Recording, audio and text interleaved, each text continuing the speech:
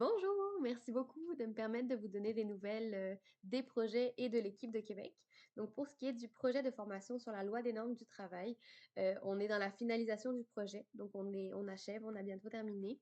Dans le cadre du projet, on a développé 5 cartons informatifs qui ont été imprimés, qui sont prêts à être distribués.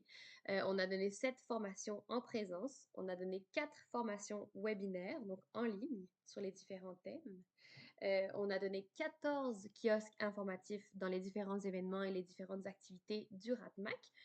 On a fait 11 publications Facebook, 10 publications TikTok en lien avec le thème. Et puis, le site web a été bonifié avec les informations sur la loi des normes du travail. Donc, en ce moment, on est dans la finalisation de la bonification du site web. On est en train de traduire en espagnol et de traduire en anglais. La priorité, c'est de traduire en espagnol, de faire l'inauguration de la nouvelle section du site web et de créer une campagne de publication avec les informations sur les cartons on a en fait, grâce à la graphiste, la version Facebook des cartons. Donc, on va pouvoir faire une campagne de publication pour leur donner toute l'information sur la loi des normes du travail. Donc, pour former les travailleurs spécifiquement.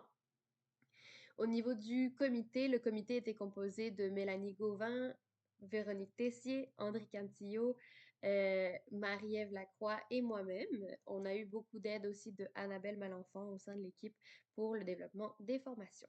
Donc, c'est ce qui est des nouvelles, c'est ce qui est en fait pour les nouvelles du projet LNT, donc projet de formation sur la loi des normes du travail. Le deuxième projet pour lequel je veux vous donner des nouvelles, c'est le projet Divertir-se en français, le projet d'atelier de français. Donc, ça a été la fin récemment dans les différentes régions. Cet été, il y a 6 régions qui ont pu bénéficier des ateliers en présence. L'île d'Orléans, Lobinière, Saint-Rémy, Oka, Saint-Félicien et Longueuil avec la maison d'hébergement. En tout, on a donné 62 ateliers dans toutes les régions. Il y a eu 315 participations bénévoles et 951 participations de travailleurs. Donc, ça a été un super succès. Euh, on est en train de travailler sur les rapports finaux de toutes les régions. Ensuite, on arrive également à la fin de la période de Divertir-se en français à distance. Donc, pour cette saison, on voulait faire 2 périodes. Une période de novembre à mi-décembre et une autre période de mars à avril. Donc, la période de novembre à mi-décembre touche à sa fin. Il reste que 3 ateliers. Donc, en fait, les ateliers, on les donne 3 soirs par semaine cette session-ci. Donc, mardi soir, mercredi soir et jeudi soir pendant 6 semaines. En ce moment, on a 111 participants inscrits, 23 bénévoles inscrits. Euh, la plateforme en ligne Divertir-se en français est utilisée pour les cours, donc c'est là-dessus que les bénévoles ont accès aux présentations, mais aussi les participants ont accès aux présentations sur la plateforme en ligne. On utilise par contre pour les cours, donc la plateforme de vidéoconférence qui est utilisée, c'est Google Meet, qui nous permet de faire des séparations en salle.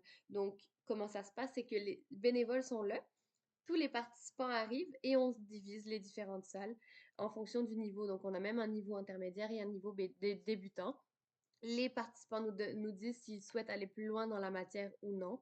Et puis, c'est les mêmes PowerPoint qui sont utilisés que les PowerPoint qu'on utilise à l'été. Donc, ça fonctionne très bien.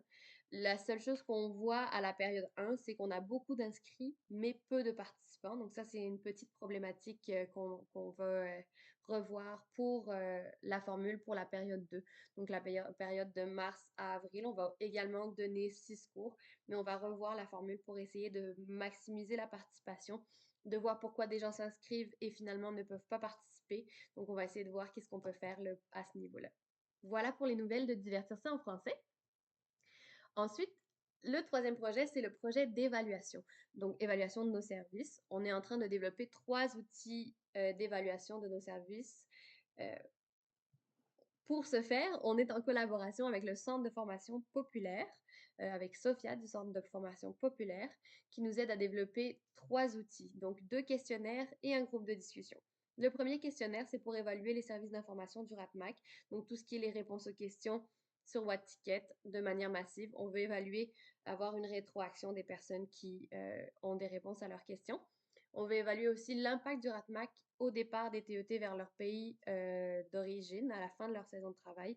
Donc, quel a été l'impact du RATMAC durant leur saison de travail? Donc ça aussi, ça va être un questionnaire. Et finalement, le dernier outil qu'on est en train de développer, c'est un outil d'évaluation des services juridiques. Donc c'est un aspect très important du travail au RATMAC. On veut savoir quel est l'impact des interventions juridiques, puis comment est en fait l'accompagnement juridique pour les personnes accompagnées via un groupe de discussion. Donc on va aller chercher peut-être des réponses un petit peu plus complètes, un peu plus profondes, un peu plus qualitatives. On prévoit débuter les tests assez prochainement là, parce que les questionnaires sont en finalisation ainsi que le groupe de discussion. Donc on va être bientôt sur la période d'essai du projet. Et finalement, le dernier sujet que je voulais vous parler, c'est l'équipe de Québec. Comment ça va l'équipe de Québec? C'est un petit sujet juste pour vous dire que tout se passe bien.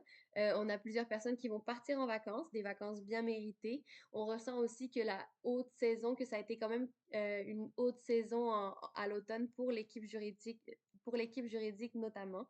Donc, ça commence à redescendre un petit peu. Plusieurs personnes qui partent en vacances pour se reposer. Et puis, le bureau physique de Québec a été réaménagé pour, pouvoir disposer de bureaux assis debout. Donc ça, c'est une belle amélioration plus ergonomique, pour notre travail. Donc c'est très apprécié, par les collègues quand on s'en va au bureau de pouvoir s'asseoir ou travailler debout. C'est mieux aussi, au niveau SST, santé et sécurité au travail. Et puis, ça a été arrangé aussi pour qu'on soit un petit peu plus concentré. Avant, on était face à nos collègues, tandis que là, on est face au mur. Donc ça nous permet vraiment d'avoir moins de distractions. On pense que le réaménagement des bureaux qui a été proposé par le comité santé et sécurité au travail est très bénéfique pour nous. Donc voilà, merci beaucoup de m'avoir écouté et puis au plaisir.